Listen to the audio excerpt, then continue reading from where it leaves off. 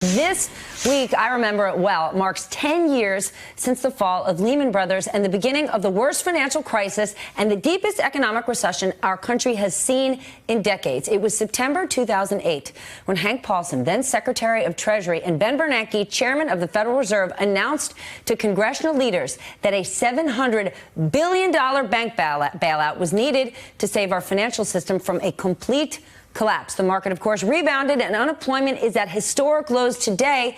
But has anything fundamentally changed? Are we still at risk of that kind of massive system-wide collapse? Joining me now, my old friend Felix Salmon, chief financial correspondent at Axios and the author of the upcoming newsletter Axios Edge. And back with me, Eddie Glaude and PJ O'Rourke, author of None of My Business, a book about business investment and the politics behind it all. All right, Felix, to you. Markets have recovered. Unemployment is down. There is this sense that everything is great, but everything is great for big business and for the stock market. Those who were truly punished in the financial crisis, those who were on the wrong side of the subprime crisis and lost their homes, their lives aren't back. They are some of the people who led the push to elect President Trump. Absolutely. For the, call it bottom 60% of America, the majority of people in America, they might have jobs now, but they don't have money. They haven't recovered their assets. A lot of them owned homes, still don't own homes, want to own homes. And the recovery has been the recovery of the 1%. So it hasn't worked for most Americans. PJ, what does all this mean politically? Because it was President Obama who, in his last State of the Union address, talked about the great financial recovery. And many people said, what recovery? It left me out. And those people pushed against Obama. They pushed against Hillary Clinton and elected President Trump, who moved forward to Wall Street deregulation, massive tax cuts, which have only boosted the market. And now the president loves to talk about the markets. Well, you're going to get the same angry, frustrated response from people no matter who's in charge. And I think we'll see it beginning in the midterm elections. We're going to be trading one bag of snakes for another. The Trump's populism is still not affecting people's bottom line for most people. And I think they're going to trade it for Marxist nonsense from the radical left of the Democratic Party.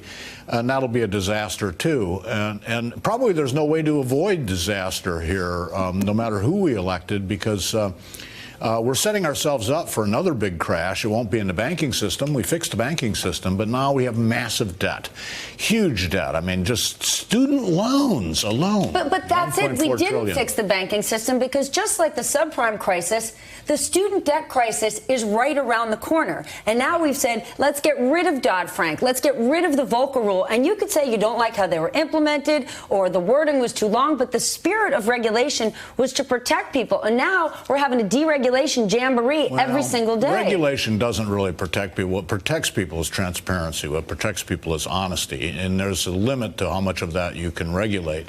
We probably do more right here in the news media when we're behaving ourselves for the good of the economy than any amount of federal regulation. I mean, federal regulation is conducted by some guys just out of law school, some folks just out of law school, and arrayed against them are million-dollar law firms. Okay, but this is also the issue. Regulators are little guys who show up in polyester suits and a clipboard trying to set rules for people who make tens of millions of dollars. But right now we are in this mindset that if you deregulate, everyone wins.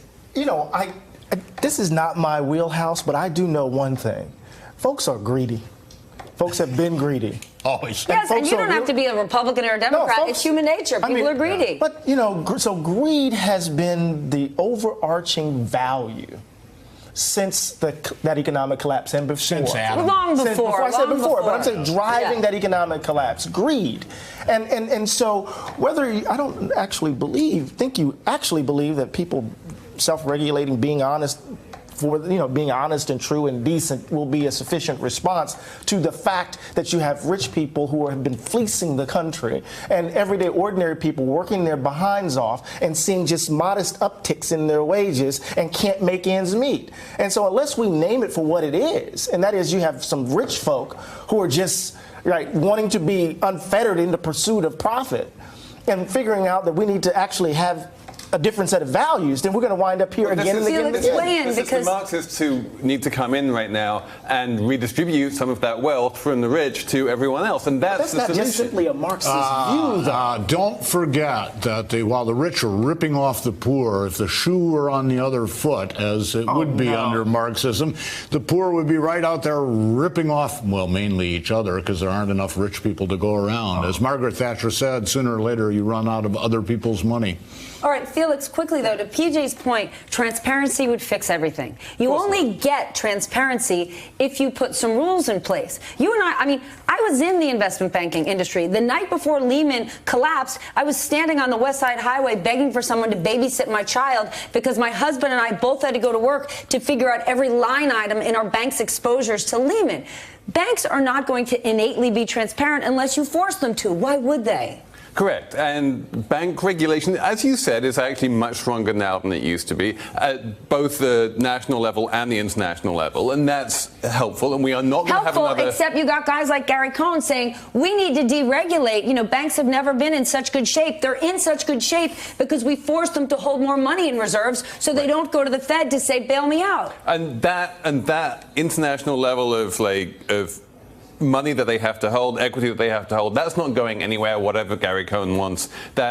We don't need to worry about another banking crisis. We do need to worry about the markets crashing. We do need to worry about student loans. We do need to worry about the emerging markets. There's no shortage of things to worry about. We need to worry about a hurricane, but we don't need to worry about banks, not right now. Hey there, I'm Chris Hayes from MSNBC. Thanks for watching MSNBC on YouTube. If you want to keep up to date with the videos we're putting out, you can click subscribe just below me or click over on this list to see lots of other great videos.